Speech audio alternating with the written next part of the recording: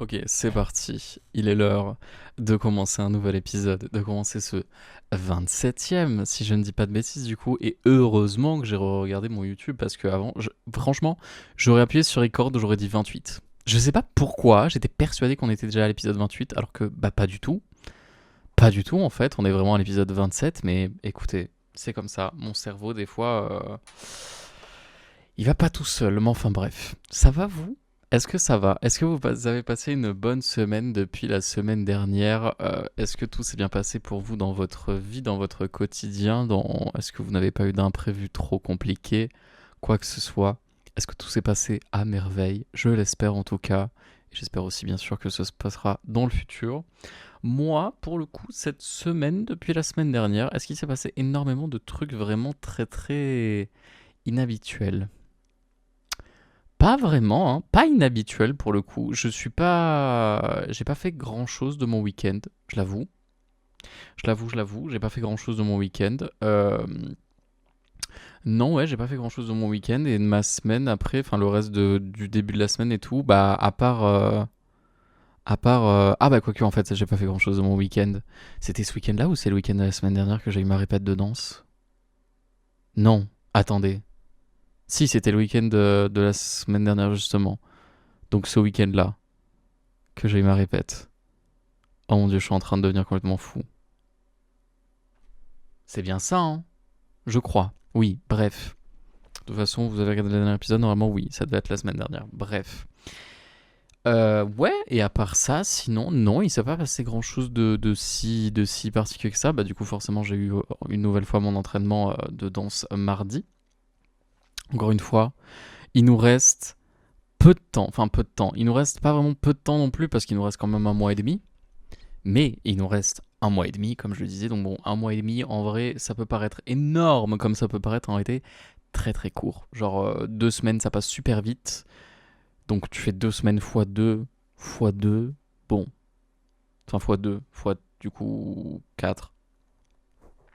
Je suis un débile, bref. Voilà, c'est pas énorme non plus. Mais ça va le faire.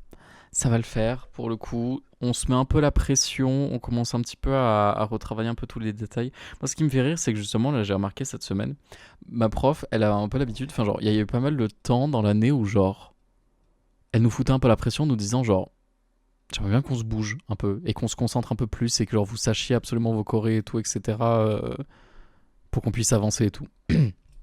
Donc, il y avait une semaine où, genre, elle nous disait, bougez-vous. Et la semaine d'après, à tout moment, elle nous regardait comme ça, elle nous fait vous inquiétez pas, c'est pas grave si vous êtes. Si vous galérez encore un petit peu, il nous reste plein de temps et tout, etc. Donc au final, c'était un peu un sentiment un peu particulier où, genre, on était en mode est-ce qu'il faut qu'on se mette la pression, est-ce qu'il faut pas qu'on se mette la pression. Et je pense que il y a eu potentiellement, malheureusement, beaucoup de personnes dans mon groupe qui se sont dit tranquille. Alors que pas du tout, hein. Faut pas se dire tranquille. Ce n'est pas une bonne chose de se dire tranquille. Mais elles se sont peut-être dit tranquilles. Et du coup, no shade, évidemment, no shade, mais je sais que certaines de mon groupe sont toujours un peu en train de galérer malheureusement par rapport à la Corée, et enfin par rapport à la Corée, par rapport au Corée, etc. Et c'est un peu compliqué, surtout qu'en plus de ça, justement, genre, on se rapproche de plus en plus de la fin, donc c'est là, vraiment, dans toute l'année, s'il y a des répètes à pas louper, c'est maintenant, tu vois, c'est genre, c'est now or never, que genre vraiment, faut être là un peu à tous les cours, et faut genre suivre, être sûr de ce qu'on fait, et bien réviser entre les périodes, quoi. Enfin, genre, ça paraît logique, mais bon, bref. Et justement, enfin, genre, moi, je me mets à la place de ma prof, et j'ai putain, elle a du courage, hein. Ma prof, c'est la même prof pour la plupart des groupes. Enfin, elle gère pas mal de groupes. Elle gère un groupe des adultes, dont j'en fais partie, un groupe des adultes que ça fait quelques années, même deux groupes d'adultes que ça fait quelques années qui font de la danse, justement, et qui sont un peu les. On appelle ça des confirmés, mais du coup, en gros, c'est les gens qui sont un peu plus expérimentés. J'espère que l'année prochaine, je ferai partie de ce groupe, mais bon, on sait jamais, tu vois. Euh, Donc voilà, il y a ce groupe-là. Il y en a un. Enfin, il y en a deux, du coup, deux groupes de adultes mais expérimentés. Il y en a un le lundi et il y en a un le mardi. Moi, j'ai mon cours le mardi, justement, après les expérimentés, entre guillemets. Et il y a aussi un groupe d'ados. Donc, ça fait quatre groupes, du coup. Ça fait 4 groupes différents, et dans ces 4 groupes différents, si on réunit tout le monde, on est à peu près 80. Voilà, pour vous donner un petit chiffre. 80, voilà, ça fait un peu beaucoup. Ça fait un peu beaucoup, donc t'imagines que du coup, quand tu te mets à la place de la prof qui, elle, gère du coup 80 élèves, plus les chorés, sachant qu'il y a à peu près 4-5 chorés par groupe, voilà, si pas plus des fois, 4-5 chorés par groupe, plus justement, c'est elle qui gère la musique, c'est elle qui gère la choré, c'est elle aussi qui gère le scénario, les décors, etc. Euh, Elle a énormément de pression sur ses épaules, pour dire un peu les termes. Voilà. Donc, je ne l'envie pas du tout. Enfin, je ne l'envie pas du tout. En vrai, je sais pas si je l'envie dans un sens ou pas. Parce que, genre, dans un sens, c'est stylé. Dans un sens, quand t'arrives justement. Moi, en plus de ça, c'est un peu un truc que, genre, je kifferais faire. C'est mon côté un petit peu. Mon côté un petit peu, justement. Avoir envie de toucher un peu à tout art différent. Euh, et forcément, même justement, même pendant très très longtemps, quand j'avais, comme si ça avait changé, mais genre, si jamais j'ai l'opportunité de devenir acteur dans ma vie, j'aimerais aussi beaucoup devenir, genre, pas forcément metteur en scène, mais en tout cas, genre, un truc en mode scénariste ou un truc comme ça. De pouvoir créer moi-même mon scénario dans ma tête ou d'avoir moi une importance dans la réalisation du script, etc. Ça me ferait kiffer, mais de fou, même pendant très longtemps, pendant une bonne période de ma vie, justement, plus de ça, j'en parlais à des potes que, genre, j'aurais trop kiffé, enfin, pas faire une biographie, calmons-nous, hein, c'est un peu narcissique, je trouve, mais genre, tu sais, un peu t'inspirer de ta vie, parce que la plupart des réalisateurs ils font ça, mais genre, tu prends un peu quelques éléments de ta vie ou de la vie de gens que tu vois dans tes entourages et tout, etc., et tu t'arrives à créer un espèce de petit scénario un petit peu avec tout ça, tu vois. Un genre de truc comme ça me fait un peu penser, enfin, je sais pas si c'était vraiment inspiré de ça, mais ça me fait un peu penser à genre, un truc que j'aurais kiffé faire dans ma vie, que peut-être un jour je le ferai, c'est genre, ce serait faire un bail de série, série ou film ou j'en sais rien, en mode briser le quatrième mur. L'exemple que j'ai en tête exactement même, c'est Fleabag. Si vous connaissez pas Fleabag, je vous invite à aller regarder cette série Fleabag. Elle est incroyable. Je crois qu'elle est sur Prime Vidéo, si j'ai pas de bêtises. Je ne sais plus. Moi, en tout cas, je l'avais regardée sur Prime. Bref, très très cool cette série, faite par Phoebe Waller-Bridge. Série anglaise, du coup, forcément.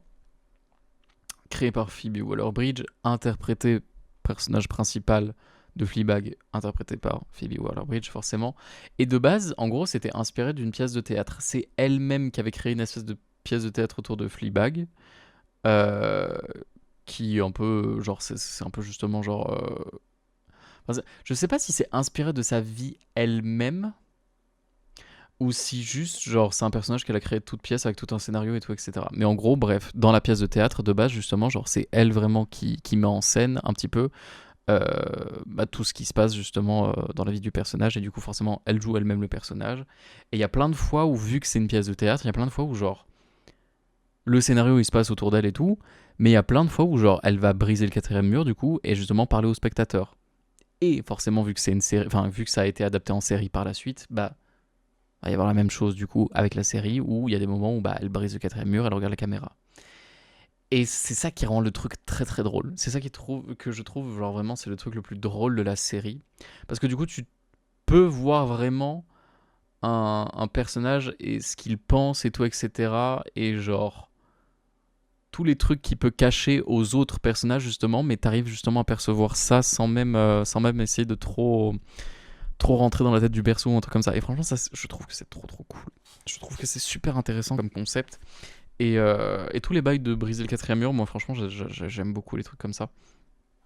Donc vraiment, c'est big inspiration si jamais je décide de faire, bah ouais, de faire une série ou un truc comme ça. Franchement, il y a de fortes chances que je parte sur un truc comme ça parce que j'aime vraiment beaucoup ce style. Bon, enfin bref, mais du coup ce que je disais, pourquoi je suis parti dans le truc des scénarios de base, je sais plus. Bref, parce que j'étais en train de parler justement de ma prof de danse. Que je disais genre, c'est un peu mon envie de toucher à tout. Et justement, genre, je trouve ça très très stylé d'être à sa place dans un sens et de se dire genre, ça c'est mon spectacle. C'est moi qui l'ai créé de toutes pièces. C'est moi qui ai choisi les musiques, c'est moi qui ai choisi les chorés, c'est moi qui ai fait tout ça. j'ai enseigné à mes élèves le truc que je voulais faire et j'ai mis en scène tout ça. Et à la fin de l'année, justement, elle pourra voir ça et elle sera en mode waouh, c'est moi qui ai fait tout ça, tu vois. C'est stylé de fou de se dire que, genre, justement, c'est toi qui as la tête d'un projet comme ça artistique. Ça doit te. Je sais pas, ça doit te booster un peu ton ego de fou, te dire waouh, putain, mais t'es capable de faire ça en fait, c'est une folie. Enfin bref, moi je trouve que c'est très très intéressant et who knows si un jour genre vraiment je décide au final que genre la danse c'est un peu ma vocation, j'en sais rien, je pense pas du tout. En fait, genre il y a des moments où je me dis putain la danse c'est vraiment fait pour moi et après genre des fois je vois que je galère un petit peu et je me dis non. En fait genre c'est pas vraiment que je galère mais genre tu sais ce truc où tu te dis parfois t'as pas la technique. T'as pas exactement la technique même que tu devrais avoir sur certains trucs. Genre actuellement un truc qui m'énerve un peu en danse, qui me casse un peu les couilles, c'est que genre j'ai jamais fait de classique moi, j'ai jamais fait de classique et j'ai jamais fait de trucs qui se rapprochent un peu au classique. Genre là actuellement ce que je fais c'est le truc qui se rapproche le plus du classique que j'ai fait de toute ma vie. Et dans le classique forcément bah du coup il y a tout le bail de pointe, forcément, enfin pas forcément de pointe, mais genre en tout cas il faut quand même que tu gardes en permanence les jambes tendues, les pieds tendus, etc. pour que ça rende les choses beaucoup plus jolies forcément. Ça c'est pas trop le gros problème, le vrai problème c'est les tours. J'ai vraiment beaucoup de mal à faire des tours très propres et à faire plus d'un tour. Genre faire le bail de faire plus de 2 tours, genre d'un coup, sans reposer son deuxième pied ou quoi, et sans perdre l'équilibre. Moi, pour moi, c'est un peu de la sorcellerie, tu vois. C'est un peu un truc que je me dis, waouh, ah oui, quand même. Et quand tu vois, quand je vois ma prof le faire, je suis en mode, mais putain, mais ça a l'air tellement simple. Oh, ça m'énerve. Que justement, c'est pour ça que c'est cette partie un peu de moi qui me dit, genre, est-ce que vraiment tu serais capable de le faire? Est-ce que vraiment? Ah, en soi, après, genre, c'est qu'une notion de la danse. Je sais probablement que, genre, il y a des trucs que, genre, moi, j'arrive à faire que probablement certaines personnes qui n'ont pas l'expérience dedans n'arrivent pas à faire non plus. Genre, justement, aussi, voilà, encore une fois, je sais plus, je crois que j'en avais déjà parlé dans un épisode, mais le classique, ce qui est très cool avec le classique, c'est que ça t'impose énormément de technique dans ta tête et dans tes mouvements et tout, etc. Il faut que tu sois droit en permanence. Mais le classique, c'est très physique, mais c'est pas forcément genre le truc le plus. Je dirais pas que c'est pas expressif, parce que c'est pas ça le terme, mais tu peux pas faire n'importe quoi dans le classique. Et du coup, parfois, tu perds un peu l'âme de la danse, tu vois, dans le classique. Tout est tellement tout contrôlé, tout est tellement genre vif, tout est tellement genre précis, etc. que du coup, genre, tu peux pas te permettre la moindre erreur et tu peux pas permettre, genre, la créativité de sortir forcément à 100% de ce que tu fais. Et tu peux pas faire des trucs comme tu pourrais faire avec genre du contemporain ou des trucs comme ça qui sont vraiment genre très poussés, très artistiques, etc. avec des grands mouvements et tout. Le classique, c'est pas forcément ça. Le classique, c'est très précis et très. C'est très beau à regarder, c'est très très beau et c'est très très technique. Mais c'est encore une fois, genre, c'est un truc qui est tellement précis que genre. Bah, c'est compliqué de forcément de faire certains trucs. Et je sais que justement, moi qui ai un peu plus une base, entre guillemets, mais un peu plus une base qui pourrait se rapprocher un peu plus de genre un moderne hip-hop, un truc comme ça, ou un truc un peu plus énergétique, tu vois. Et ben forcément, genre, j'arriverais peut-être probablement mieux à faire des trucs comme ça que certaines personnes qui ont fait de la danse classique toute leur vie et qui du coup, genre, maintenant, on leur dit vas-y, fais ça. Bah, les personnes elles vont pas forcément être autant à fond parce que bah encore une fois c'est un milieu que tu connais pas du tout, du coup t'es en mode attends mais comment ça il faut que je me lâche, et vu que t'as pas du tout l'habitude dans tout ce qui est classique et tout, te lâcher, bah tu finis par faire pas forcément les mêmes choses. Mais bon, mais du coup voilà, c'est un peu un aspect où genre justement je suis un peu en mode je sais pas si jamais j'aurai l'occasion enfin si jamais genre je- si jamais j'ai l'occasion un jour, oui voilà, j'y arriverai, tu vois. Je sais pas si j'y arriverai. Je sais pas si vraiment si ce serait possible pour moi de le faire. Si c'était, pardon, possible pour moi de le faire. Je parle pas français ce soir, c'est terrible. Bref, mais voilà. Mais encore une fois, grand respect à elle. Ça va être très stylé. J'ai trop trop hâte. Un peu la boule au ventre. En juin, en plus, elle nous a dit. Là, ça va. Pour le coup, il y a certaines. Enfin, rien que là, mardi, j'étais en train de. Je voyais que, genre, justement, pas qu'on était en train de galérer, mais que, genre, il y avait quand même certains trucs qu'on aurait déjà dû faire dans le passé, qu'on était toujours en train de revoir et que j'étais en mode. C'est compliqué que certaines, genre, aient toujours du mal avec ça. Et j'ai entendu derrière moi un moment dans le cours, genre, elle était en train de nous dire, ouais, la prochaine fois, on va faire ça, ça et ça. Et j'ai entendu derrière moi une fille qui a lâché un. Ah, mais la semaine prochaine, je serai pas là. Et j'étais en mode. Oh. Parce que faut savoir que dans mon groupe, en plus de ça, je ne sais pas du tout ce qui se passe dans leur vie. Je ne sais pas, probablement, bah, justement, genre, certaines, c'est des adultes et donc c'est des mères de famille, donc forcément, genre, les enfants passent en premier. Potentiellement le mari aussi passe en premier, ou j'en sais rien, ou un milliard d'autres préoccupations leur passent en premier, forcément. Mais quand il y a des certaines personnes dans mon groupe que, genre, tu sais que ça fait parfois, genre, qu'elles ont eu 6 7 absences depuis le début de l'année, c'est dur, hein. C'est vraiment dur pour le coup. 6 7 absences depuis le début de l'année, ça fait beaucoup. Ça fait forcément vraiment beaucoup. Et même si certes en soi, genre c'est pas une full école dans laquelle je suis et un truc vraiment très très précis, pas du tout. Mais c'est quand même un truc où justement genre on a un projet en fin d'année, tu vois, donc ça fait chier quand il y a beaucoup d'absents, forcément. Mais enfin bref. Mais du coup voilà, entendre ça, ça m'a un peu frustré. Mais après elle a dit aussi, en juin, à partir de juin, 1er juin, enfin voilà, donc en premier, à tout moment en juin, voilà. Si vous vous attendiez à ce que je revienne sur Twitch et tout, je vais être KO très très souvent, donc bon, ça va être compliqué, parce qu'elle nous a dit. À partir de juin, après, tout le monde répète lundi, mardi, samedi, lundi, mardi, samedi, lundi, mardi, samedi, jusqu'au spectacle. J'étais en mode, on va passer un très bon mois. On va passer un très très bon mois, parce que ça veut dire du coup, sachant que mon spectacle, encore une fois, est le 18. 18, que je regarde un peu mon calendrier, ça veut dire que du coup j'aurai le 1, le 2, le 6, le 8, le 9, le 13, le 15, le 16 et je crois que le 17 même en plus de ça, il y a une répète. Je sais pas si c'est le 17 ou si c'est le 18. Non, le 18 aussi même, il y a une répète aussi dans l'après-midi avant le spectacle même. Donc ça fait déjà qu'il y a au moins voilà, il y a au moins à peu près 7 8 répètes en l'espace de 14 jours. 18, pardon, jours. Ce qui fait beaucoup. Ce qui fait beaucoup qu'on se le dise.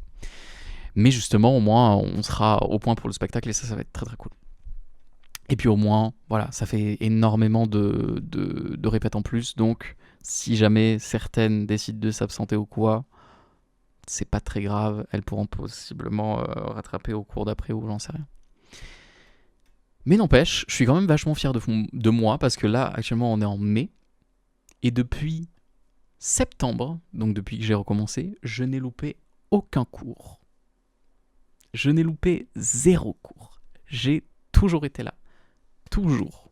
Et dans un sens, j'ai pas envie de me jeter des fleurs, mais je me dis heureusement parce que je l'avais déjà dit dans d'autres épisodes, mais genre, la plupart du temps, dans la plupart des chorés, c'est moi qui suis vraiment au milieu, au centre. Et je suis un peu, encore une fois, sans vouloir me jeter des fleurs, mais je suis un peu genre, je suis pas le pilier du groupe, mais je sais qu'il y a énormément de personnes qui viennent me voir en mode Noah, putain, qu'est-ce qu'on fait déjà dans cette Corée après et tout. Et du coup, forcément, je leur donne des tips parce que j'essaie d'être. Je suis un peu gentil au moins. J'essaie Enfin, je vais pas faire le connard surtout en mode genre, mais t'avais qu'à réviser, ça va pas, donc quand même, c'est pas le but. Mais genre, mais je me dis, heureusement que je suis là du coup, forcément à tous les cours, parce que putain, sinon, on serait un peu dans la merde. Je suis probablement pas le seul qui a été là toute l'année et qui a loupé 0 cours. Peut-être. Mais je sais que je suis l'un des rares, malheureusement. Donc bon, voilà, voilà. Qu'est-ce que je voulais dire sinon? Je ne sais plus. On est déjà à 20 minutes d'épisode, on a parlé beaucoup du spectacle. Et encore une fois, on s'approche dangereusement. Ça va être très très bien. Ça va être très très bien. J'ai mes costumes qui sont à côté, qui sont en train d'attendre. Je sais pas si vous me suivez sur Twitter. J'ai fait des essayages. J'avais fait des photos un dimanche. Parce que tous les dimanches, c'est un peu il y a un hashtag où tout le monde met des photos. Donc un dimanche, j'avais pris des photos de moi avec les accessoires de la danse justement que j'allais utiliser. et dont notamment forcément des accessoires de tête que je ne sais toujours pas comment on va réussir à fixer sur notre tête. Enfin, pas fixer, mais genre qu'on va réussir à genre... Parce qu'il y a des moments où on va faire des mouvements de tête, et moi je sais que quand je suis à fond dans une musique, je fais un peu un débile. Enfin, je fais pas le débile, mais genre je sais que je suis très, genre, très mouvement de tête et tout. Et donc je me dis, si jamais on a un truc sur la tête, c'est fini. Je fais un mouvement comme ça, le truc il se barre à l'autre bout de la terre, tu vois. Donc bon. On verra. J'espère que non, j'espère que de toute façon on trouvera bien, on mettra une pince, j'en sais rien, mais bon voilà. On va s'en sortir. Je pense que très honnêtement, j'ai moins peur de me tromper sur les chorés sur scène. Alors que pourtant, encore une fois, je vais être au premier rang, non-stop, sur toutes les putains de chorés. Je serai devant. Mais, comme je disais, genre, je pense que j'ai moins peur de ça que de genre de prendre trop de temps pour me changer à un moment entre deux scènes ou un truc comme ça. Entre deux chorés, s'il faut que je me change et que genre j'ai oublié un truc ou j'ai perdu un truc ou des trucs comme ça. Sachant qu'en plus de ça, moi je me suis dit vas-y, tu sais quoi, je vais essayer de rendre le spectacle un peu plus stylé vu que je suis au premier rang. En plus de ça, j'ai dit à la prof, je lui ai dit je mettais des lentilles quand j'étais au lycée. Est-ce que pourquoi je mettrais pas des lentilles pour le spectacle? Elle m'a dit vas-y, fonce. Quelle idée de con en plus de ça, parce que la première choré qu'on fait, c'est un truc très très soft, très très mignon. Je peux pas mettre des lentilles parce que je comptais mettre justement des lentilles blanches pour que genre justement ça me donne un peu un air inhumain, tu vois. Je peux pas mettre mes lentilles sur cette choré parce que vraiment c'est censé être joyeux, donc ça marchera pas. Donc ça veut dire qu'il faut que je les mette entre deux chorés. Si jamais au bout d'un moment genre je fais ça avec ma lentille et qu'elle tombe par terre, je vais être en mode ah non, ça va être terrible. Donc voilà, je me donne des challenges de con, mais écoutez, faut bien. C'est pour donner un spectacle qui va être très très stylé. J'ai trop hâte de remonter sur scène, ça va être très très cool. Et puis voilà, bref. C'est tout ce que j'avais à dire sur ma semaine. Sinon, encore une fois, qu'est-ce qui s'est passé? Pas grand-chose. Comme d'habitude, j'ai fait beaucoup de jeux. Je joue beaucoup en ce moment.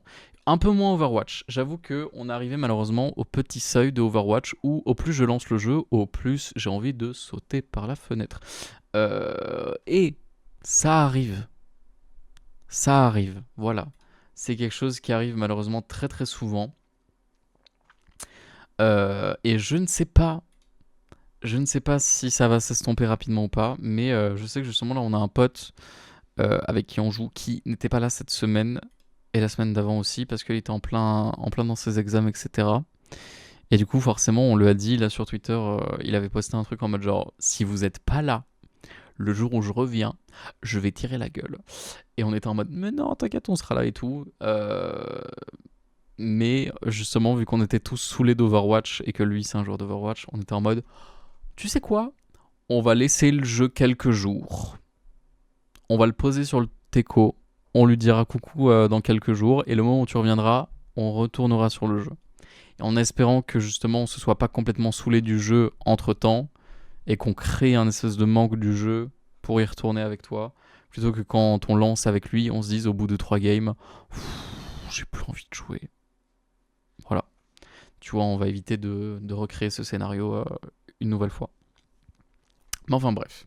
Mais du coup voilà, sinon ça, qu'est-ce que j'ai fait? Sinon, j'ai relancé des BD. Oui, ça fait quelques jours là que je me suis remis un peu à des BD. Ne vous inquiétez pas, je ne retombe pas dans le ravin. Je sais très bien, je garde toujours un peu mes distances avec le jeu. Et même dans tous les cas, genre à chaque fois que je joue un peu plus au jeu, je me dis toujours ouais, c'est tant mieux que j'ai laissé tomber. Enfin pas c'est tant mieux que j'ai laissé tomber, mais genre je pense dans tous les cas que j'aurais jamais pu... Enfin j'aurais jamais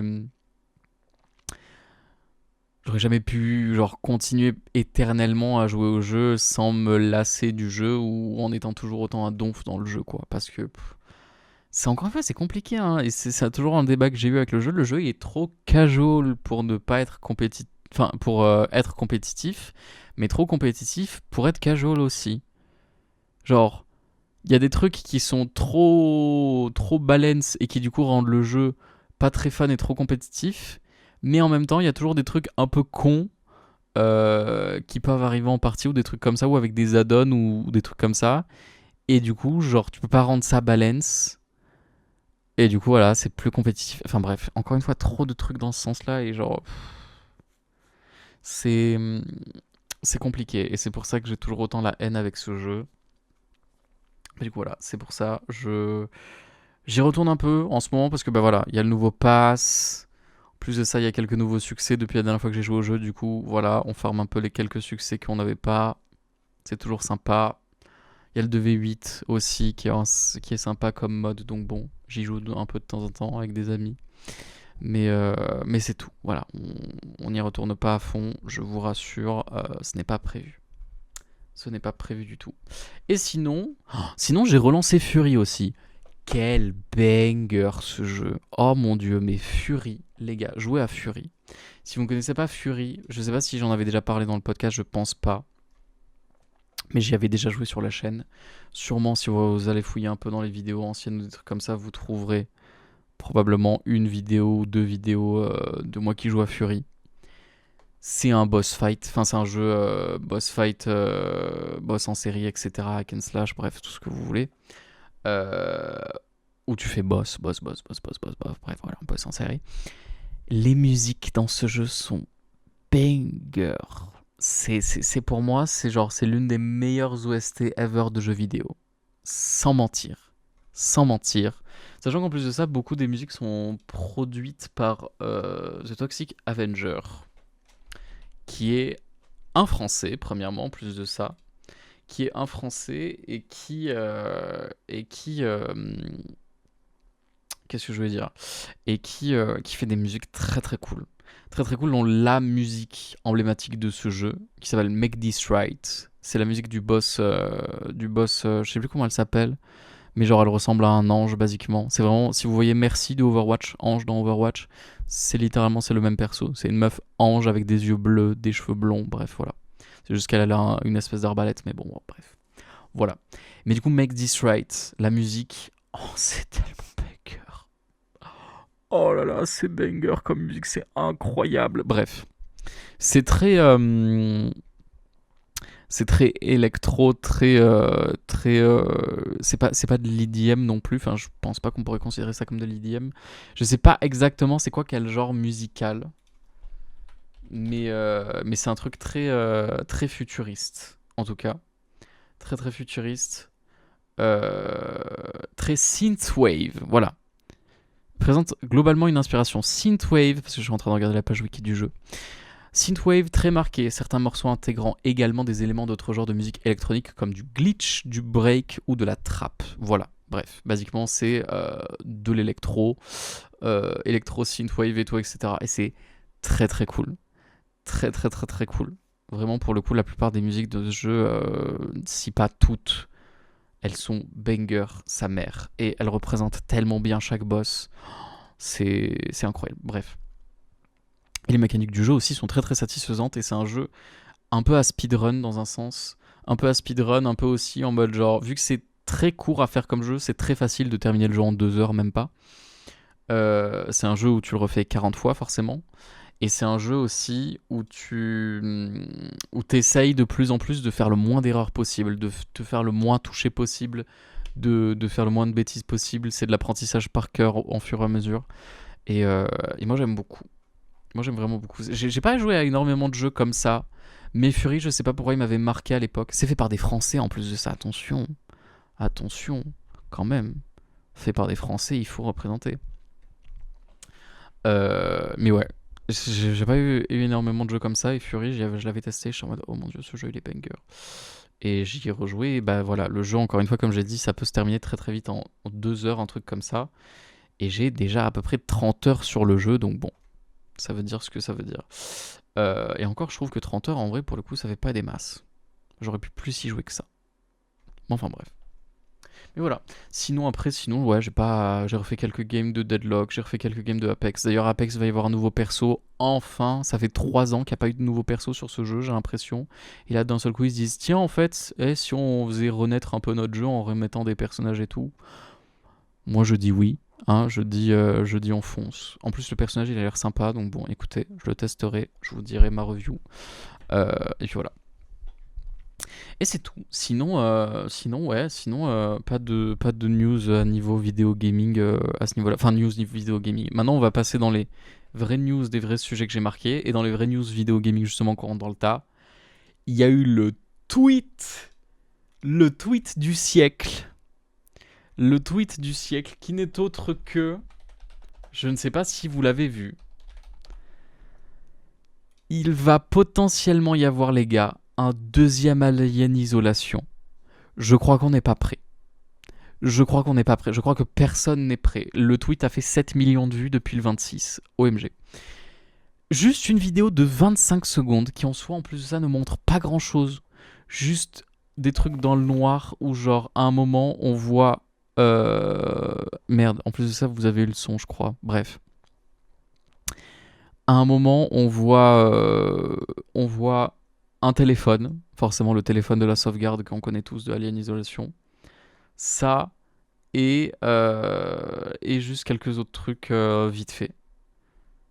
Mais enfin bref. En tout cas, OMG incroyable. OMG incroyable. Ça va être ouf. Ça va être très très cool. On n'a absolument aucune date de sortie pour l'instant, forcément. Parce que là, c'était juste un mini trailer en mode attention, peut-être qu'un truc va arriver. Mais à tout moment, il ne drop pas le jeu avant 2028, tu vois. Mais je m'en fous. Je suis quand même content. Parce que Alien Isolation, c'est quand même un jeu de fou. Je l'avais fait sur la chaîne. Enfin, je l'avais fait sur la chaîne. Je l'avais fait moi de avant et je l'avais refait sur la chaîne une fois, je crois, en cauchemar. Enfin, en tout cas, l'un des modes les plus difficiles du jeu. Vous pouvez aller regarder de toute façon sur la chaîne. C'est vieux comme VOD, mais vous pouvez aller regarder si vous voulez. J'avais galéré un petit peu, il faut le dire, parce que des fois cet alien il est chiant. Il faut dire aussi que pour le coup, j'étais peut-être pas le mec le plus discret de la Terre. Il faut le dire. Non, il faut le dire. Vous pouvez le dire. Il y avait même des moments où genre juste j'étais en train de rush comme un gros débile et je savais que l'alien il était pas loin mais j'étais en mode vas-y c'est bon nique sa mère et je mourrais parfois genre 40 fois en boucle mais j'étais en mode je veux juste le faire, je veux juste y arriver mais ouais mais enfin bref, mais en tout cas s'il y a vraiment un nouvel Alien Isolation dans le futur et je pense que ce sera le cas, euh, je serai au rendez-vous, je serai très très probablement au rendez-vous. Ça risque d'être très très cool. Ça risque d'être vraiment vraiment très très cool. Mais voilà. Mais en plus de ça, en fait, je suis un gros débile. Mais genre, c'est pas maintenant qu'ils l'ont annoncé. Enfin, c'est pas maintenant qu'ils l'ont annoncé. Genre, ça fait un moment qu'ils l'avaient annoncé. Genre là, je suis en train de scroller sur leur Twitter et en fait, genre, ça fait 40 fois qu'ils postent des trucs en mode genre, on recherche des gens de tel domaine dans le jeu vidéo pour pouvoir nous aider pour notre sequel pour Alien Isolation. Et moi, comme un gros débile, j'avais jamais vu les tweets. Et maintenant qu'il y a eu la vidéo, je suis en mode OMG. Alors que, bah, encore une fois, genre, ça fait 1000 ans qu'il l'avait annoncé. Mais enfin, bref. Mais donc voilà. Donc ça va être très très cool. Et j'ai très très hâte. Et voilà. Et voilà. Moi, vous me connaissez, je suis un big fan d'horreur. Et ça fait longtemps. Enfin, ça fait longtemps. Ça fait longtemps qu'on n'a pas eu un big jeu, j'ai l'impression. Big jeu d'horreur. Style comme ça. Big jeu horreur FPS. Parce que en fait, je considère pas les Resident Evil comme le même genre. Moi, je veux un big jeu d'horreur FPS comme ça. Je veux un nouveau Outlast, en fait. J'adore Outlast Trials. J'adore Outlast Trials. Mais je veux un nouveau Outlast solo aussi. Outlast 2, là, en soi, en ce moment, ça fait quelques jours que je suis en train d'y repenser. Parce que forcément aussi, encore une fois, je suis toujours en train de me dire, il faudrait peut-être que je fasse cette vidéo sur la suite d'Outlast. Ça fait quelques jours que je suis en train d'y repenser et de me dire, putain, j'ai trop envie d'y rejouer. Parce qu'il est tellement banger comme jeu, Outlast 2, il faut se le dire. Hein. Outlast 2, c'est quand même un jeu très très très très très très très très cool. Et il faut que j'y retourne. Il faut que j'y rejoue. Je le sais. Je le sais qu'il faut que j'y rejoue.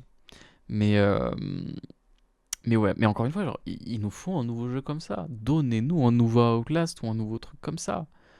Au lieu de nous donner, je suis désolé, il faut que j'ouvre ma bouche, au lieu de nous donner 40 fois des jeux backrooms ou des trucs comme ça que tout le monde en a rien à foutre. On en a rien à foutre. Il y en a 40, c'est bon. On a eu la dose, on n'en veut plus. On n'en veut plus. En plus de ça, la plupart, ils sont inintéressants. Ils sont pas drôles, pas terrifiants, pas quoi que ce soit. ça ira, gardez-les, on veut des trucs intéressants maintenant. Donc voilà. Donc un nouvel Outlast là ou un truc comme ça me ferait bien bander, j'avoue. Ça me ferait kiffer. Enfin bref, putain, la dernière fois que j'ai joué à Outlast, en plus de ça, c'était en 2023. Vous mentez. Vous mentez. C'était en 2023, c'était il y a si longtemps que ça, j'ai fait la dernière fois Outlast. Parce que je me souviens qu'en plus, la dernière fois que j'ai joué à Outlast, c'était la période où genre... C'était vers Halloween, ou je sais plus exactement, mais je m'étais dit... On va jouer une fois à Outlast tous les jours jusqu'à ce que je réussisse à faire le jeu en psychose. Au niveau du jour 14 ou un truc comme ça, je dis, ah, nique sa mère. Mais j'ai plus jamais continué. Mais c'est si dur. Le jeu en psychose, le 1, en fait, ce qui est chiant, c'est que genre le 1, il est faisable. Le 1, je l'ai terminé en 1h15 ou un truc comme ça, je sais plus exactement le psychose. Tranquille. Je l'ai fait en une journée ou un truc comme ça, ou peut-être en 2 jours, je m'en souviens plus. Franchement, ça allait. J'avais un peu galéré, mais c'était faisable. Celui-là, le 2, pour le speedrun, c'est genre 4 heures ou un truc comme ça. Enfin, pas si tu le speedrun en mode no glitch ou un truc comme ça, c'est quand même long. Hein. C'est quand même long. Hein. Donc bon. Faire tout ça, sachant qu'encore une fois, tu te dis à chaque fois, si je meurs, c'est fini, je recommence au début. C'est dur. Si je meurs, je recommence au début, et si jamais quelqu'un me touche, il me one-shot. Meilleure idée du monde d'avoir créé ce mode. En vrai, non, ils sont smart. Ils sont tellement smart parce que c'est comme ça que tu pousses la rejouabilité du jeu au max. Mais vas-y, c'est tellement dur. C'est tellement dur. C'est tellement dur. Mais après, tu te sens tellement frais une fois que tu l'as fait. Oh là là. Tu te sens tellement bien. Mais c'est tellement dur. Bref.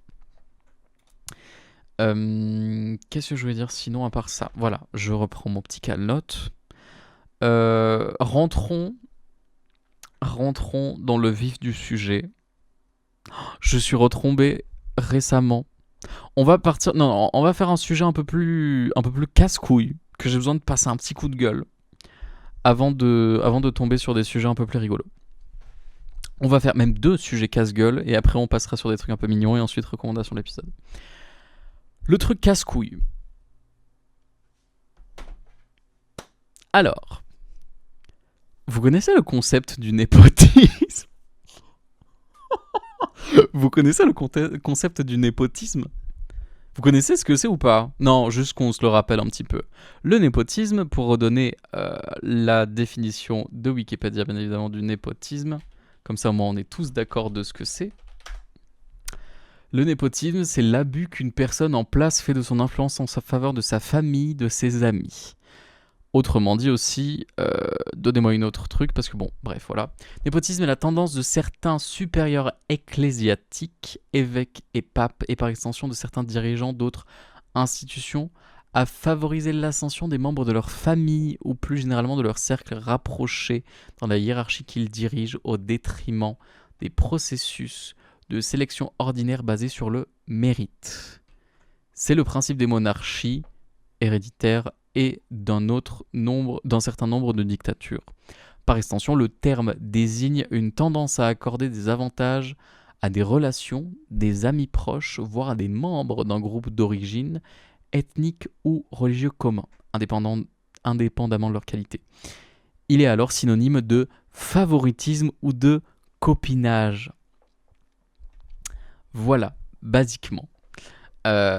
Donc si vous connaissez pas le népotisme, voilà, encore une fois, vous avez un peu une vision un petit peu de ce que c'est, mais basiquement c'est un truc de népotisme. Par exemple, ce serait genre, je suis chef d'entreprise, mon pote a son fils qui cherche du boulot, je vais probablement le mettre lui en priorité, plutôt que des personnes qui seront peut-être beaucoup plus qualifiées que lui, mais que je ne connais pas du tout. Voilà. Par exemple, ça c'est une version du népotisme. Et c'est une version du népotisme malheureusement qui se passe énormément de nos jours. Énormément. Actuellement, c'est pour ça que les jeunes ne trouvent plus de travail aussi. Ça en fait partie des raisons. C'est parce que tout le monde n'accepte plus personne dans un sens comme ça et tout le monde veut embaucher les fils d'eux ou les potes d'eux ou les trucs comme ça. Ce qui fait que du coup, au final, ça prend beaucoup d'emplois pour certaines personnes malheureusement. Surtout dans des petites villes. Voilà, c'est une des raisons. C'est pas la raison principale, bien évidemment, il y a des raisons beaucoup plus graves que ça, mais ça fait partie d'une des raisons. Le népotisme aussi, forcément, ça s'exprime énormément sous la célébrité. C'est-à-dire que, vous l'avez vu, notamment, encore une fois, sous...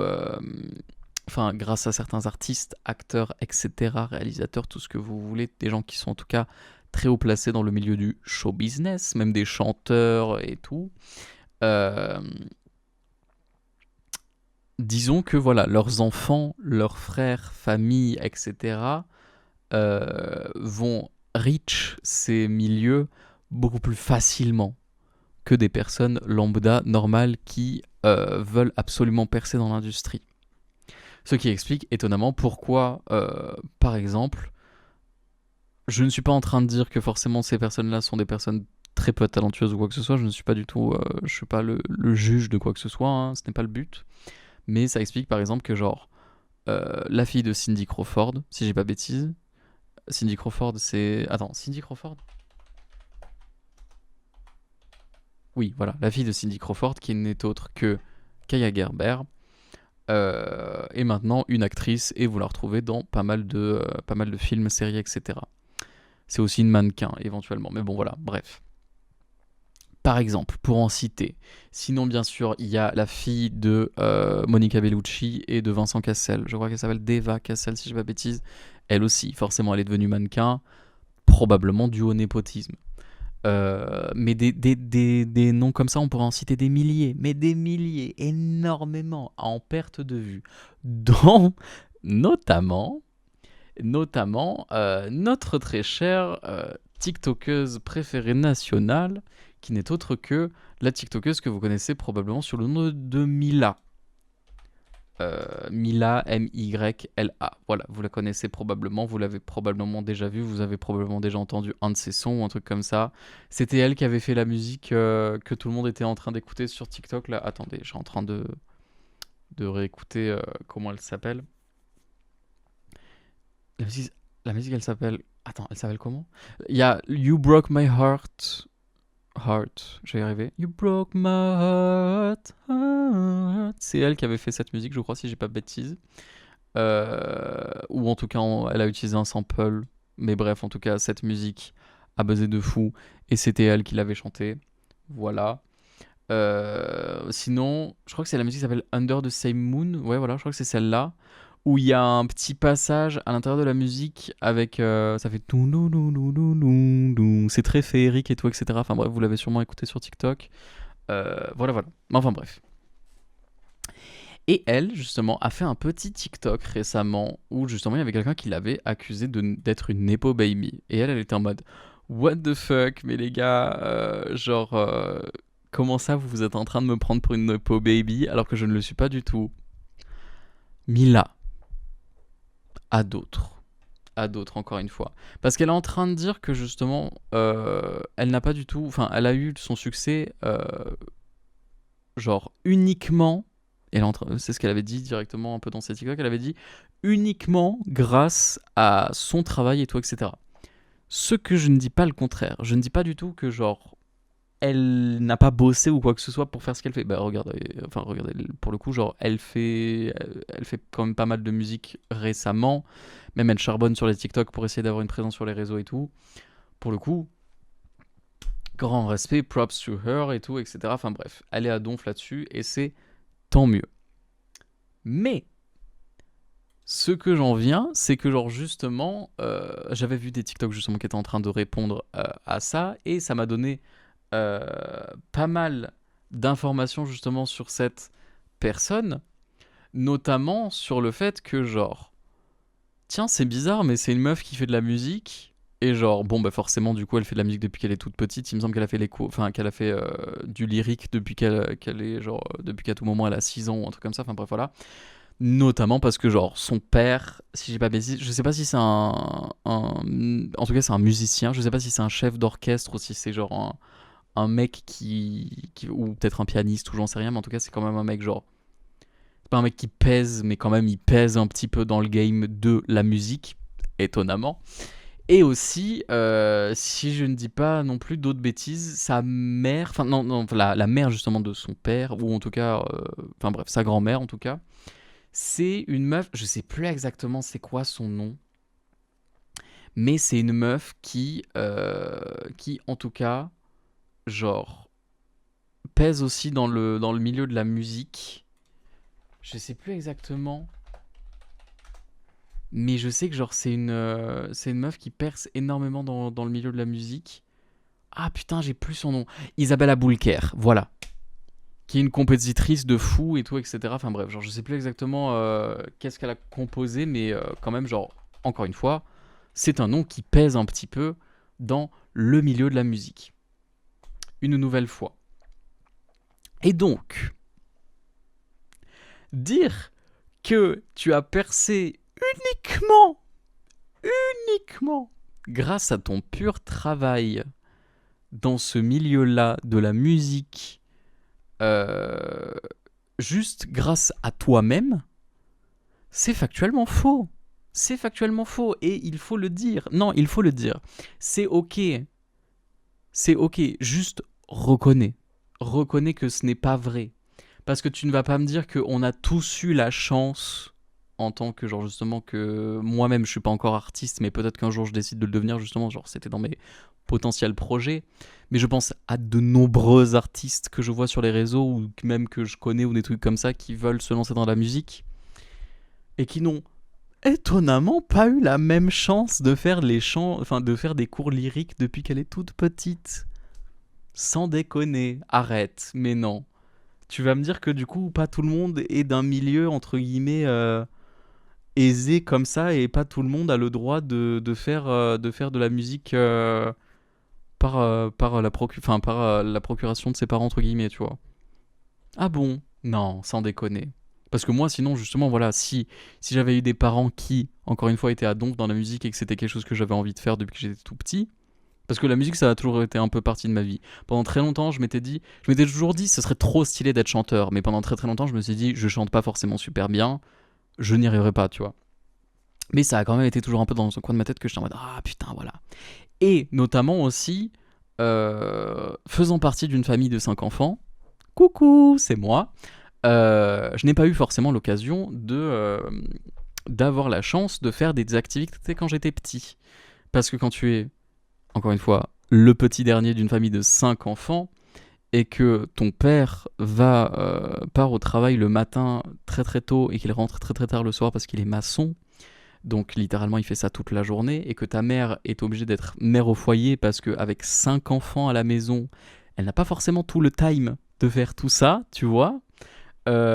Étonnamment, étonnamment, tu n'as pas beaucoup le temps forcément pour faire des activités à côté. Ce qui veut dire que, genre, moi, pendant toute mon enfance, déjà, il y avait aussi un petit peu de genre, j'avoue, j'aimais pas le sport. Mais après, j'aimais pas le sport, mais elle m'a pas non plus jamais proposé de faire du théâtre ou de faire. Enfin, j'ai fait du théâtre un petit peu quand j'étais petit, et notamment aussi grâce à l'école et tout, et parce que, bon, j'avoue, j'ai un grand-père qui a fait du théâtre. Mais est-ce que j'ai fait du théâtre grâce à lui? Absolument pas. Absolument pas. Absolument pas. Ça le faisait kiffer de savoir que je voulais faire du théâtre et que genre c'était potentiellement un truc que je voulais faire dans la vie. Mais c'est tout. Il m'a jamais pistonné ou quoi que ce soit quelque part ou quoi. Never. Donc bon. Voilà. Donc pour le coup, l'importance de mon grand-père dans ma vie par rapport au théâtre est de zéro. Et en plus de ça, mon grand-père fait du théâtre, mais il fait du théâtre dans son petit village. Hein. Ce n'est pas un grand metteur en scène ou quoi que ce soit. Vraiment, pour le coup, il est juste passé à la télé encore une fois, pour notre télé départementale, la grosse chaîne télé. Voilà, c'est tout. C'est vraiment tout. C'est tout ce qu'il a fait dans sa vie. Malheureusement, il n'a pas de page Wikipédia. Contrairement à Isabelle Aboulker, qui elle en a une, tu vois. Bref, bon, encore une fois. Mais donc, dire que genre que tu n'as pas eu la chance, enfin que tu n'as pas eu justement quoi que ce soit dans ta vie qui t'a aidé à arriver à là où est-ce que tu en es, c'est un peu du foutage de gueule, tu vois. C'est un peu du mensonge. C'est un peu vraiment beaucoup de tissus de mensonges, tout ça, tu vois. Donc bon, il faut au bout d'un moment remettre l'église au milieu du village, il faut dire les choses et il faut avouer que tu as eu la chance justement d'avoir eu ce parcours derrière toi et que oui, tu as eu la chance d'avoir des gens qui étaient d'un milieu justement musical et que toi tu fais de la musique et que justement genre tout ça a réussi à s'imbriquer tous les deux parfaitement pour te donner la carrière où tu es aujourd'hui. Même si encore une fois, certes, il ne faut pas dire que genre c'est uniquement grâce à ça et sinon tu n'as pas donné du tout de ton travail, absolument pas. Mais il faut le dire que genre ça t'a donné des facilités. Voilà. Et ça marche pour tout. Ça marche pas forcément que pour elle, mais ça marche pour toutes les personnes qui justement sont dans des milieux comme ça. Genre, encore une fois, des gens qui sont issus de familles de danseurs. Prenons des exemples justement, genre littéralement Katsai. Katsai, si des gens pensent que Katsai c'est que des meufs qui sortent de nulle part, les gars, les gars, voilà. Katsai, si vous n'êtes pas au courant, littéralement, Megan, elle était sur Disney Channel quand elle était petite. Lara, elle a fait de la musique depuis qu'elle est toute petite aussi. Enfin, elle a fait du chant avec sa sœur et tout. Et même, genre, il me semble que c'est. Je sais plus si ses parents, ils ont un peu de la thune ou je sais plus exactement. Mais bref, bon, voilà, c'est des gens, bon, issus d'immigration quand même. Du coup, voilà, c'est un peu compliqué aux États-Unis. Mais ils ont quand même réussi bien leur vie. Et genre, littéralement, Lara, quand elle était petite, elle a fini dans une. Je crois, si j'ai pas bêtise, dans une vidéo, en tout cas pour un truc de campagne de Michelle Obama. Enfin, je sais plus exactement c'était pourquoi, mais bon, bref, voilà. Elle a fini là-dedans, donc bon, quand même, ça pèse un max. Daniela, elle a fait les États-Unis a un incroyable talent là-bas. Je sais plus exactement comment ça s'appelle, mais bref, bon, voilà. Vous voyez, elle a fait ça quand elle était toute petite, et ses parents, c'est des danseurs de fou aussi, donc forcément, depuis qu'elle est toute petite, elle danse. Et étonnamment, c'est quoi sa main position dans Katsai? C'est qu'elle est main danseuse. Voilà, bref. Pareil aussi, Sophia, elle a eu une enfance de fou et tout. Yunche, la même, il me semble, si j'ai pas bêtise. Enfin bref, bon voilà. Le népotisme est partout. Le népotisme est partout. Et il faut le dire que, genre, malheureusement, en ce moment, ces derniers temps, énormément des nouveaux artistes et trucs comme ça. Même si en vrai, non, ça va. Il y a quand même pas mal de nouvelles têtes qui, genre, vraiment sortent de nulle part. Et ça, c'est très très cool. Et continue de leur donner du buzz. Parce que eux, à tout moment. Enfin, s'ils ont les raisons pour. Mais justement, si c'est vraiment des gens qui se donnent un max et qui font des trucs très très cool, ok. Vraiment, soutenez-les. Mais bon, si c'est des gens, encore une fois, qui sortent du népotisme et des trucs comme ça, bon, soutenez-les si vous kiffez vraiment ce qu'ils font, mais encore une fois, dites-vous que vous les soutenez ou vous les soutenez pas, bon, ils auront quand même du buzz et ils vont pas non plus. Enfin, disons que ils ont toujours moyen de s'en sortir, malheureusement. Enfin bref, bon voilà. Mais donc voilà, moi ça m'a saoulé quand j'ai vu ce TikTok parce que justement j'étais en mode genre, mais bien sûr Mila, moi aussi vraiment genre, on a tous eu des, on a tous eu des enfants slash upbringing comme ça, comme toi. Donc évidemment que ce n'est pas du tout du népotisme ce que tu as. Enfin bref. Parce que le pire c'est qu'en plus de ça, elle a eu le culot, enfin le culot. Mais genre, elle a tourné ça un petit peu en mode genre, oh, OMG, ça veut dire que genre vraiment, je suis en train vraiment de devenir connu parce que les gens me prennent vraiment pour une Nepo Baby. Bref, voilà. If I speak, voilà, voilà. Parce qu'encore une fois, moi si justement, si j'avais eu l'occasion de faire quoi que ce soit, de faire n'importe quelle école d'acting depuis que je suis tout petit, qui était payée par mes parents, tu vois, ou que si justement, si eux étaient des acteurs et que j'aurais pu hop, avoir une ficelle, ou encore une fois, s'ils étaient musiciens, hop là, ou s'ils étaient danseurs, hop là, voilà. Bref, n'importe quoi dans ce milieu-là. Encore une fois, le népotisme est même partout, vous vous rendez pas compte. La dernière gagnante de la Star Academy, Ambre, si j'ai pas bêtise, on a retrouvé des vidéos d'elle qui faisait du doublage avec des comédiens et tout, etc. Et genre, elle est sortie de nulle part, tu vois. Mais elle avait fait du doublage avant, ou en tout, je sais pas si elle avait fait du vrai doublage ou si c'était juste des essais, mais en tout cas, genre, elle était avec des vrais comédiens de doublage et tout. À un moment, donc elle sort pas de nulle part aussi, Ambre. Voilà, c'est comme ça. Mais c'est partout comme ça, malheureusement. Tout n'est que népotisme. Tout n'est que népotisme et juste les médias n'ont pas envie. Ils essayent d'effacer un petit peu parfois le passé de certaines personnes pour dire waouh, regardez, waouh, c'est incroyable. Enfin bref. Voilà, voilà. Mais je trouve ça quand même assez drôle. Enfin, bref, quand je suis tombé sur ça, j'étais vraiment en mode, écoute, Mila, c'est pas le moment. C'est pas le moment. Genre vraiment, pour le coup, en plus de ça, si elle avait juste décidé de faire genre, oui, c'est vrai, je suis une Nepo Baby, j'ai eu des privilèges et je l'assume, j'aurais été en mode, ok. Mais le fait qu'elle était là en mode genre, non, c'est faux, je suis tellement pas une Nepo Baby et je suis tellement genre, j'ai tellement pas eu de privilèges par rapport à ça, je suis vraiment en mode, tais-toi. Je suis vraiment en mode, écoute, nous, c'est pas le moment, c'est juste, c'est dommage. Enfin bref. Sinon, à part ça, des trucs qui me saoulent encore une fois. En ce moment, il y a eu le nouveau tube, enfin le nouveau pré-release de NMIX qui est sorti récemment. Et en plus de ça aussi, il y a les teasers de aespa pour leur prochain album qui sort le mois prochain, qui ont été teasés sur les réseaux. Sauf que du coup, voilà, forcément, aespa et NMIX pour Twitter, forcément, genre, ça, enfin pas ça matche pas, mais genre ce qui est très con parce que même NMIX et aespa ont fait des collabs ensemble pour des performances ou des trucs comme ça, mais il y aura toujours des gens pour dire genre NMIX est beaucoup mieux qu'aespa en termes de performance, NMIX a pompé tout sur aespa en termes de concept et tout, etc. Enfin bref, genre ils sont en train de se battre entre eux mutuellement et c'est juste c'est insupportable. C'est insupportable de voir juste des gens se battre en permanence pour aucune raison. Genre, est-ce que peut-être que ça influence. Enfin, est-ce que peut-être que, genre, le concept d'Espa a influencé NMIX? Peut-être. J'en sais rien, je ne sais pas du tout, mais en tout cas, genre, le concept d'Espa, c'est un concept qui, en plus de ça, a été lâché au bout de 4 comebacks.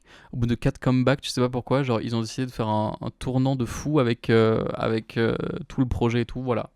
Sachant qu'en plus de ça, c'est pas du tout le même concept. Le seul truc des gens qui essayent de rapprocher le même concept, c'est par rapport à Next Level. Next Level merde. Next Level et tout le concept de NMix qui est genre la mix pop et du coup forcément genre plusieurs genres de musique dans la même musique, bref voilà, avec un moment un switch switch de merde de BPM et tout, etc. Enfin bref. Voilà, et c'est pour ça que du coup, forcément, les gens ils sont en mode ah mon dieu, NMIX a copié aespa, alors que pas du tout. Elles ont fait ça une fois avec Next Level, c'est tout. Et en plus de ça, Next Level qui d'ailleurs, moi je trouve ça très très drôle que tout le monde est en train de pomper Next Level en mode genre OMG, c'est la musique de la décennie.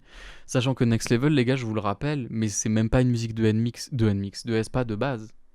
Genre, c'est une musique que vraiment qui était de base, il me semble, si je dis pas de bêtises, pour un Fast and Furious ou pour un autre film, ou je sais plus exactement pourquoi. Et au final, NMIX enfin SM du coup a repris les droits de cette musique, l'a donné à aespa, l'ont changé un tout petit peu, etc. Avec il me semble avec le switch en plein milieu de la musique. C'est tout. Voilà. C'est tout. Et sinon, ils ont un peu changé vite fait, mais genre vraiment, c'est les mêmes paroles, hein. Le I'm on the next level, c'est le même truc. C'est pareil. Donc bon, moi je trouve ça très très drôle que genre tout le monde est en train de saucer Next Level alors que bah la musique est bien, hein, je dis pas le contraire, hein, mais bon voilà, c'est de un pas forcément très révolutionnaire, de deux c'est même pas quelque chose d'original qui sort d'elle, et de trois voilà, enfin bref bon. Mais encore une fois, je ne suis pas en train de pit, enfin de mettre aespa contre NMIX ou NMIX contre aespa ou quoi que ce soit, ce n'est pas du tout mon but. Moi je trouve ça juste ridicule qu'en ce moment tout le monde est en train de se fight sur Twitter par rapport à ça. Mais en plus de ça, il y a quelqu'un qui a dit ça, et j'étais en mode mais oui, mais il y a juste quelqu'un qui a dit enfin genre j'ai juste l'impression que les gens ils sont en train d'essayer de buzzer le plus sur leurs tweets et de juste raconter de la merde. Mais je suis en mode mais c'est ça pour 95% des tweets justement de tout le Twitter K-pop qui est en train de se fight en permanence. La plupart des tweets du Twitter K-pop, c'est vraiment genre ce groupe est tellement plus merdique que ce groupe-là, vraiment pour le coup. C'est une folie vraiment que genre vous décidiez de continuer à soutenir ce groupe-là alors qu'il y a ce groupe-là qui est 1000 fois mieux et qui en plus de ça ne décide pas de plagier, etc. Enfin bref. 40 000 trucs comme ça. Soutenez qui vous voulez soutenir, écoutez qui vous voulez écouter. Ça ne sert à rien de créer des guerres entre tous les groupes et des trucs comme ça. Ça n'amène à rien du tout. Vous avez en plus de ça, vous avez probablement 15 ans devant derrière vos PC. Allez réviser vos cours. Vous avez quand même beaucoup plus de trucs importants à faire que juste de vous fighter contre des inconnus sur internet pour aucune raison. Pour rien en plus de ça. Hein. C'est pas parce que genre d'un seul coup, au bout d'un moment, vous allez gagner votre fight entre guillemets que d'un seul coup, boum, plus personne va supporter le groupe que vous avez trash dessus et tout le monde va se tourner vers l'autre. Hein. Absolument pas. Hein. Personne ne s'est dit ah putain, mais en fait ce tweet était vraiment genre très très intéressant. Ok, je vais complètement arrêter de soutenir ce groupe juste parce qu'apparemment elles sont trop nulles par rapport aux autres et je vais me mettre à soutenir l'autre groupe. Non, vraiment ça n'a aucune utilité de faire un truc comme ça. Donc arrêtez, ça suffit. Ça suffit de faire des guerres entre les groupes, c'est inutile. Voilà. Sinon, deux derniers trucs. Oh mon dieu, cet épisode il va être un peu plus long, mais là il faut vraiment que je parle de certains trucs. Je suis retombé sur une vidéo récemment. C'était une vidéo de Duncan You Not, qui est un youtubeur américain qui est assez drôle, que j'aime beaucoup parfois regarder quelques vidéos, et il fait pas mal de trucs. Genre là, il a fait une vidéo justement en disant genre le titre de la vidéo, bon là c'est traduit en français, du coup ça dit 2016 a été pire que dans nos souvenirs. Je sais plus exactement c'est quoi le titre en anglais. Parce que là c'est auto-traduit par YouTube, parce que YouTube auto-traduit tout. Enfin bref, voilà. Mais genre, cette vidéo, je l'ai regardée, et j'étais en mode 2016 c'était un truc de fou hein, quand même. Pas dans le bon sens du terme. Tout le monde est en train de glamouriser 2016 en mode oh là là, c'était tellement bien et tout, etc. Vous vous souvenez que du positif de 2016. On ne parle pas assez de Musical.ly, du fait que ça ait fait buzzer des gens beaucoup trop jeunes à l'époque. Genre, comment ça se fait que les personnes les plus connues sur Musical.ly, ils avaient 15 ans. Premier degré, ils avaient vraiment 15 ans. Et le concept des conventions, en plus de ça, à l'époque, c'était trop populaire, les conventions. Enfin, genre, c'est toujours un peu stylé, les conventions. Des fois, ça peut être très très cool, mais la plupart du temps, des conventions pour YouTubeurs, ou pour Instagrammeurs, ou pour TikTokers, ou pour des mecs de Musical.ly, ou des trucs comme ça, c'était tellement gênant. Ça a toujours été très très gênant.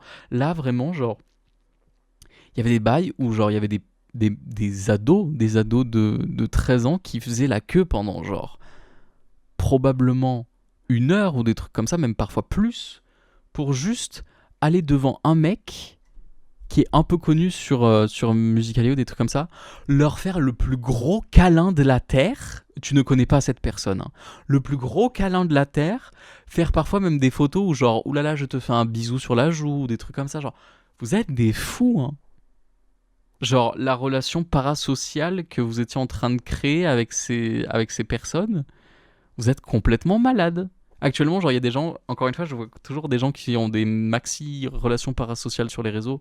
Pour moi, c'est des fous. Mais c'est clairement pas un niveau de comment on était en époque 2016. Vous étiez des tarés. Comment ça, vous allez à une convention et vous vous mettez à faire des câlins à des gens que vous connaissez pas, à leur faire des bisous, etc. Vous êtes des fous. Bref. Heureusement que ce n'est plus le cas en 2026, quand même. Heureusement qu'en 2026, on a pris conscience que genre, oulala, ne faisons plus ça. Enfin, tous les trucs comme ça, et genre... Et aussi, genre, j'ai regardé du coup forcément des vidéos de 2016, de l'époque. À l'époque, en plus de ça, en 2016, un truc qui était tellement connu, c'était le lifestyle. Les gens, ils aimaient trop faire le concept lifestyle. Le principe des trucs lifestyle, c'était juste de faire des tags en vidéo, enfin des tags genre, de faire des challenges en vidéo, des trucs comme ça, qui sont pas forcément très très utiles ou pas forcément très très intéressants ou quoi que ce soit. C'est juste un truc un peu drôle et tout. Mais des fois, il y avait des gens qui faisaient des vidéos, mais si peu intéressantes. Et à l'époque, on kiffait ça. Maintenant, actuellement, genre, tu me mettrais devant ces vidéos aujourd'hui, je serais en train de te dire, mais enlève-moi ça tout de suite. Ce qui, dans un sens, c'est une bonne chose, et dans un sens aussi, genre, ça me rend un peu triste, parce que du coup, ça veut dire que maintenant, on est trop habitué à un contenu trop qualitatif, et du coup, genre, on est obligé de se mettre la pression en permanence de faire du contenu de fou furieux pour n'importe quel réseau, n'importe quoi que ce soit. Ce qui, en soi, n'est pas forcément une mauvaise chose, mais ça veut dire aussi que, justement, voilà, on se met la pression. Mais ça veut dire aussi que, bah, encore une fois, genre, au moins, on n'est pas en train de perpétuer cette habitude de regarder du contenu complètement con. Genre, moi, je me souviens en 2016, j'aimais beaucoup Emma Cake-up à cette époque-là. Ne me posez pas la question, j'étais jeune, j'étais closeted, j'étais dans le placard, voilà. Et c'était une meuf qui, en plus de ça, à l'époque, s'assumait déjà être bisexuelle et tout. Donc j'étais en mode wouhou, trop bien. Euh, et, euh, et ouais, mais genre, quand je regarde les vidéos à l'époque, genre, moi, il y avait la plupart des vidéos. Genre, en plus de ça, c'était des vidéos qui duraient même pas 10 minutes. Vraiment, actuellement, des vidéos de moins de 10 minutes sur YouTube, genre, moi, ça me rend un peu triste, tu vois. À part si c'est des vidéos un peu genre des extraits de certains trucs ou des trucs comme ça, mais genre, si la vidéo elle fait genre 7 minutes, je suis en mode ah oui, donc c'est pas grand chose quoi. Enfin bref. Et donc des vidéos de 7 minutes ou comme ça, et la plupart du temps c'était genre ouais, j'ai regardé cette série et tout, etc. récemment, c'était sympa, voilà. Ou des trucs en mode genre regardez, ça c'est ma playlist. Et on regardait ça et on kiffait. Pourquoi est-ce qu'on faisait ça? Je sais pas. Encore une fois, 2016, genre, quand on y repense, en vrai, on repense que au positif. Mais repensez un peu plus au négatif de tout 2016. Repensez à tous les trucs que vous faisiez en 2016. Vraiment, genre, moi, ça me rend. Ça me donne pas envie d'y retourner, hein. Je suis désolé, peut-être qu'il y a des gens qui sont en mode oh mon dieu, 2016 c'était tellement bien. Non, hein. Non, non, pas tant que ça. L'idée que vous avez de 2016, oh mon dieu, mais oui. L'idée que vous avez de 2016, oh mon dieu, genre des trucs en mode Coachella et tout, etc. Instagram qui est en train de devenir full populaire et tout, franchement, certes, il y avait des trucs très très bien. Mais la plupart des trucs, c'est dur, hein. C'est dur, hein. Les gens qui faisaient. C'était l'époque où, en plus de ça, devenir viral, c'était le truc le plus stylé de la Terre. Et genre, il y avait des gens qui devenaient viral pour absolument n'importe quoi. Et qui se faisaient inviter. Il y avait des gens qui, genre, devenaient viral. Il y avait une meuf, là, justement, dans la vidéo de Duncan Younet, qui était devenue virale sur les réseaux le vendredi. 3 jours après, elle était invitée sur le Late Show de James Corden, qui est, genre, une des bigs émissions aux États-Unis. What the fuck, genre, qu'est-ce qu'on fait? C'est quoi le concept? Où est-ce qu'on va en tant que société? Je sais pas. Je sais pas du tout. Voilà, quand j'ai regardé cette vidéo, j'étais en mode ah oui, quand même. On vient de loin. On vient de très très loin. Ah oui, c'est dur là. Voilà. Donc bon. C'est vraiment, franchement, faudrait qu'on refasse un jour un deep dive sur toute l'année 2016. Qu'on en fasse un épisode entier, mais genre, c'est dur, hein. C'est très très dur. Bref. On va passer à la fin de l'épisode pour les recommandations et tout. Mais avant, aussi recommandations. J'ai pas encore regardé, mais je sens que je vais regarder dans les prochaines semaines.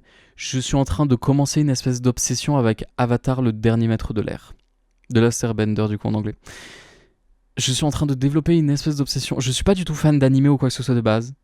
Mais celui-là, c'est même pas un animé Jap en plus de ça, enfin asiatique, il me semble. Je crois que c'est full américain, si je dis pas de bêtises.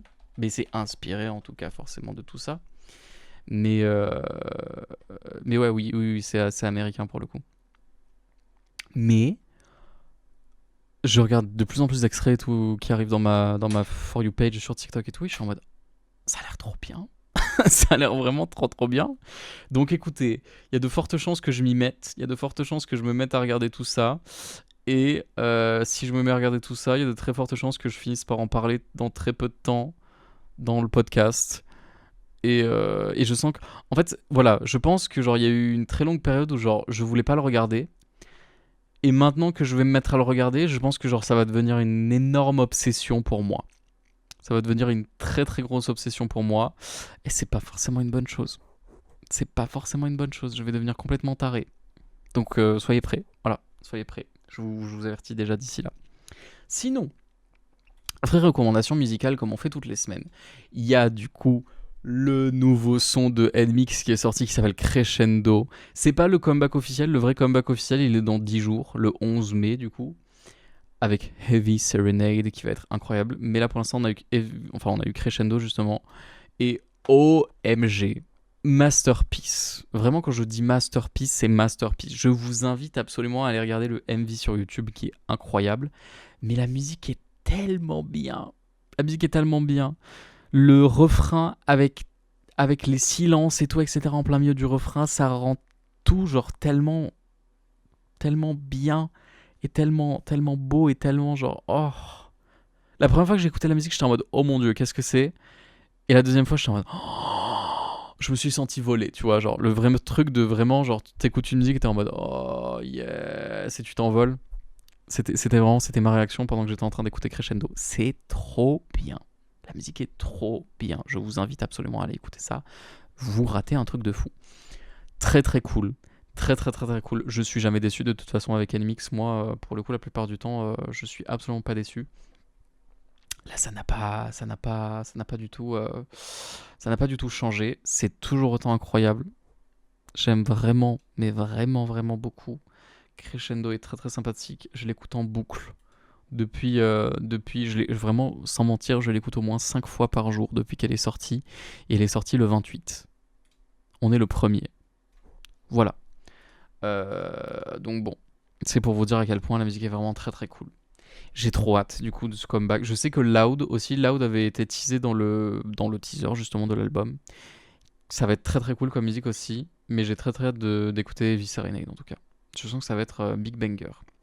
Big banger. Sinon à part ça, bah du coup voilà, encore une fois, après sinon, en fait il y a beaucoup de trucs qui arrivent dans pas longtemps. Il y a le comeback de ITZY qui arrive le mois prochain, du coup j'ai trop hâte. Moi je suis un énorme fan de ITZY, donc voilà, trop hâte qui arrive dans très peu de temps là. Comeback de ITZY, ça va être très très cool avec Moto, Moto Motto, du coup qui se dit Moto, mais enfin bref voilà. Ça va être très très cool.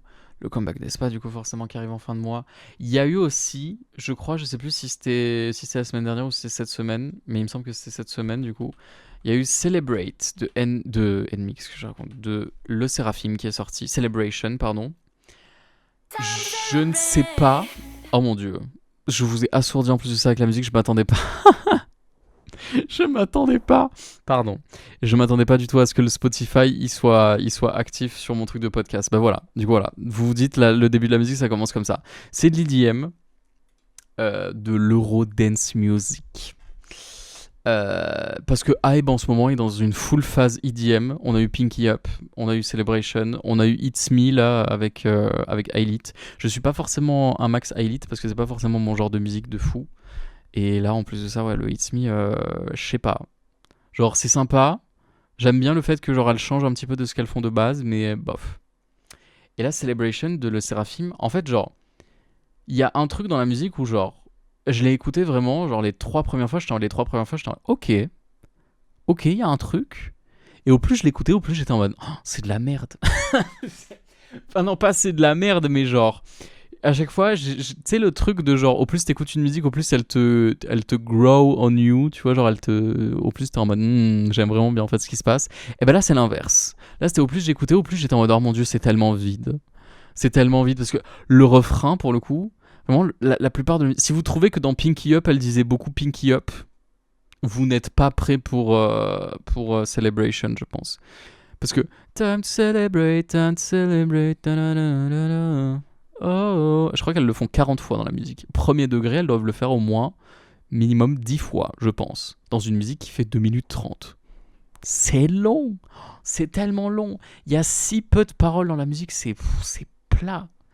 C'est si plat. Et en plus de ça, le seul moment où, genre, ça part un peu en mode art style et tout, ça dure genre 4 secondes. Je t'en mode, il y a moyen de faire un truc de fou avec la musique et vous nous donnez ça. C'est un peu triste. C'est vraiment un peu triste. Donc bon, c'est pas une recommandation du coup de la semaine, c'est une de la semaine. Voilà. On va passer à côté de la semaine. Voilà. Voilà. Mais sinon, c'est tout. Sinon, c'est tout. Et sinon, ouais, je pense pas avoir d'autres recommandations à faire de la semaine. J'ai pas écouté énormément d'autres musiques, j'avoue. Mais parce qu'encore une fois, il y a trop de trucs qui vont arriver dans les prochains jours, prochains mois, etc. Donc je me prépare un peu mentalement.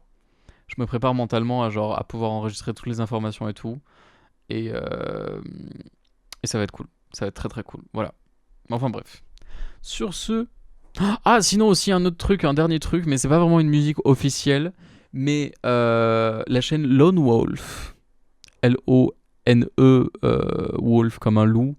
Mais il y a il y a un trait au milieu du O.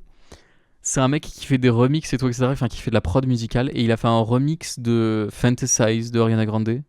Si vous l'avez connu, enfin, vous l'avez probablement déjà entendu sur TikTok ou des trucs comme ça. Genre, c'est quoi déjà? I fantasize about you all the night, every night. I give this pussy to you 9 to 5, 5 to 9. Enfin bref, vous l'avez déjà écouté cette musique probablement.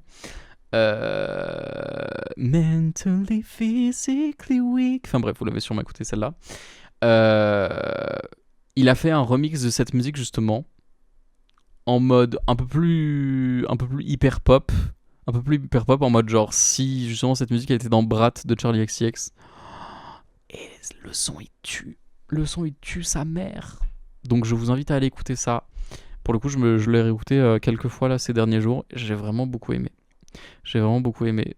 Comme quoi, parfois les remixes et les trucs comme ça, c'est vraiment des trucs qui peuvent elevate une musique genre tellement. Enfin bref, allez écouter tout ça. Je vous mets, la dernière fois je les avais mis je sais pas si j'avais mis le lien dans la bio ou si j'avais mis juste les titres. Et il me semble que j'avais mis le lien aussi, je sais pas de bêtises. Donc voilà, je ferai sûrement la même pour cet épisode-ci. Donc dans la bio, vous avez sûrement tous les liens des trucs que je viens de citer. Et puis voilà. Et puis sinon, c'est tout ce que j'ai à dire pour cet épisode. J'espère que ça vous a plu. C'était le 27. La semaine prochaine, on fera le 28, bien évidemment. Cet épisode, je me suis un peu lâché sur le népotisme. Et ça m'a fait du bien.